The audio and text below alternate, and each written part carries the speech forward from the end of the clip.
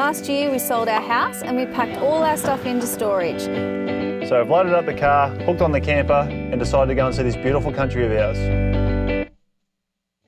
When we get back from our trip, we want to buy our own small farm, so we're hoping to be encouraged by the way others are growing their own food and loving it.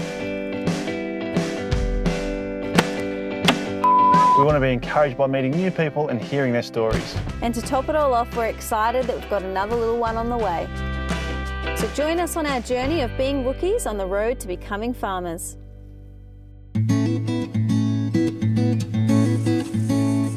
We've packed up, we've left Perth and we're on our way up the coast, heading towards Broome. We've had a really good time in Perth and had an absolute blast, and we better get home soon because number 2 is turning up real quick. It's on its way. Evie has been an absolute superstar in the car the whole trip. You know what, I'll tell you how you entertain your child in the car. You give them their breakfast before they leave, and if they're anything like Evie, it gives them about 2-3 hours worth of entertainment. Well, it just rolls into lunch, doesn't it? Because it takes her that long to eat one bowl of cereal. That's why there's not much of her, hey? Shay's in the driver's seat. You know, she took hold of the reins and thought she'd give it a bit of a spin. I don't think it's very hard to drive on the road. Can everybody please calm down? We are calm. Everybody is calm. So people talk about Cable Beach being like the iconic thing in Broome to go and see. Yeah, the camels, the sunset. To watch the sunset, and it's particularly for us because we're from the East Coast, so to watch the sunset in the west over the water. Yeah. I mean, obviously it sets in the west in New South Wales as well. You're onto it. Yeah, but you know what I mean. But it sets over the water. And something different, isn't it? Yeah. And they say there's some, we're in croc-infested waters, but we still brave the water because... Oh, you're so tough. I was pretty hot. Thanks for having us, Broome. It's really not that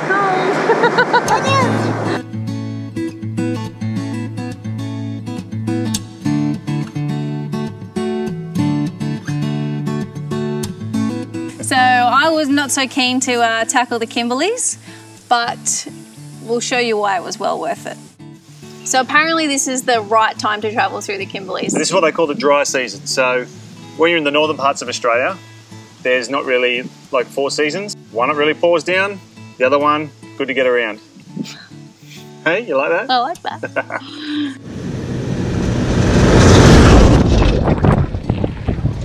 So we might take the full drive across some water crossings. Really? Yeah, and get the scuba out. The scuba. What's the scuba? No? The snorkel. The snorkel. But I like that. First stop was Windjana Gorge, and what a place that is. So Windjana Gorge is one of the most popular gorges for people to look at, and we had our first encounter there with some freshwater crocs. Windjana Gorge used to actually be part of a reef system. Yes, that's correct. Apparently. Like as in ocean. It used to be part of what they call the Devonian Reef System. I hope I pronounced that correctly, especially for a teacher. I couldn't get it out. And so when we were exploring the limestone walls there, we actually saw a fossil of a squid. So Dean did the big trek up through the gorge, and Evie and I just stayed back and explored the area that most tourists can access really easily. It was a really warm day too. It was a very hot day. About 35, 36 degrees. And there were lots of crocs, so we couldn't go for a swim there, but we did check out what they talk about as a sacred Indigenous birthing rock. I didn't touch the rock or go too close to it because I didn't want it to... set you off. I didn't want to instigate anything. I was pretty happy with that decision. The gorge itself is about 3.5 k's long, and you can go for a walk all the way up towards the end of it. It's a really spectacular location. I've walked along the edge of the gorge now for about 2 hours, and this is where I am now. This place is just insane. And I didn't walk all the way up there because it was probably a little bit too far for me, but you did go up and explore up there, didn't you? What did you get up to while you were up there? I went for a little bit of a dip. A little bit of a nudie dip?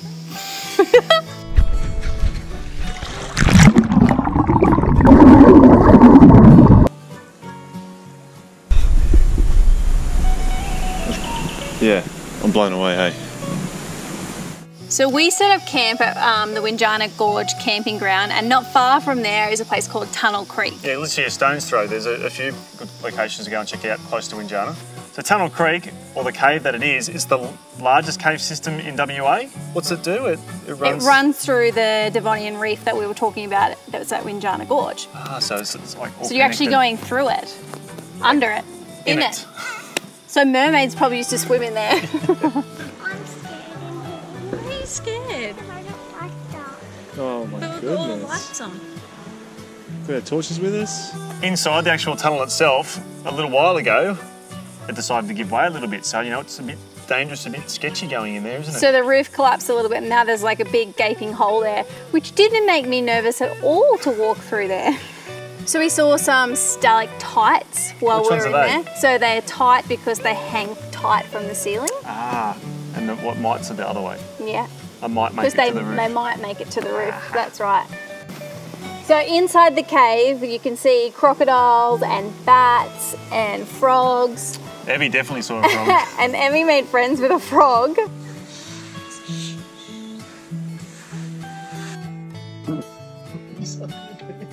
Is he?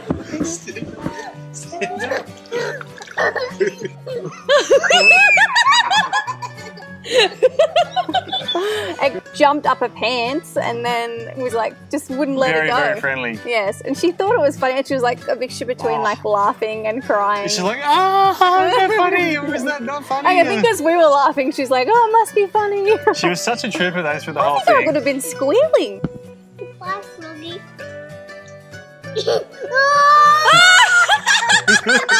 He really likes you.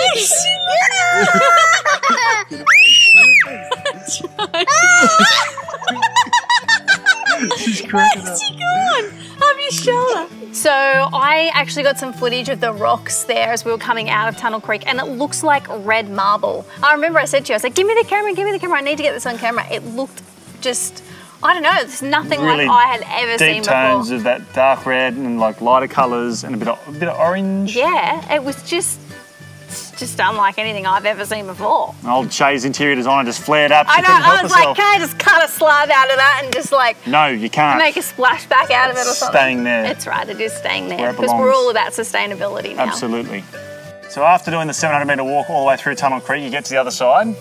And we did a bit of an explore on the other side of the cave itself, and what we came across was some really cool Indigenous artwork on the rocks there. It felt very spiritual to be there, actually. Yeah, it did. You felt and really I remember connected. when we were travelling away from Tunnel Creek in the car, and I said to you, I said, this feels like a really spiritual place, doesn't it? Yep. Yeah. It has that effect on you, definitely. Love being there, love being a part of it, and love sharing it. So we left Tunnel Creek and we were going to head along the River Road towards Bell Gorge, but before we did that, we had to crash something very expensive. No, we had to get this amazing shot of the sunset and the dust. And it was awesome, and we were going to use our drone to take all these amazing shots of the gorges. And the rest of the Kimberleys, you know, we just started. Old mate here. Oh, so on camera you're going to take responsibility for it. I'll always blame you, But know? actually you're blaming me because I was the one driving. So I'm watching the screen on the drone, getting this, cool shot and seeing all the sunset and the dust. And then before I know it, I just see a little bit of branch and the screen goes blank. And then there were tears from both of us because the drone was laying on the ground and the camera was sort of laying next to it, not attached anymore. A little bit further up the road. Yes. So Dean brought it back to the car and it was just silence. Nobody talked the rest of the way back to the campground. It's only a drone. Oh. Thanks. Bell Gorge is something that I really wanted to see, and so I made the effort to hike all the way in there, didn't I? You were how many weeks pregnant? 32. 32 weeks pregnant, and the walk was like 3 Ks? I don't know. 4 Ks? I don't know, but all I could think about was, you're going to get to go for a big swim when you get there. So walking down and going across a couple of little smaller streams, and then come around the corner, there it is. Just stunning. Most people could walk into Bell Gorge, I would say. I mean, if I can do it 32 weeks pregnant, most people could do it. There are a few hairy bits where you've got to take your shoes off and walk across some little stepping stones on the water to get down there, and then you sort of got to climb down a bit of a cliff to get down there, don't you? Yeah, the cliff on the other side is probably the most, hairy part? Yeah. being school holidays, there were lots of kids and families and stuff in there, and it was actually really nice to be a part of that. And Dean got really excited because all the boys were jumping off the cliffs into the I'm water. not into that kind of stuff. Yeah, you so know. he was hanging out with all the 13, 14-year-olds jumping off the side of the gorge. We're so used to That's how swimming heavy in, it is. we're so used to swimming in salt water, coming from the East Coast and living near the It beach. just feels so heavy and Oh. thick and just. I just want something like that where I live. Let's go back. Bye. So that's it for part 1 of the Kimberleys. Next week, we're going to travel the rest of the way along the Gibb River Road, and then we're going to head all the way home, ready for this little one to arrive.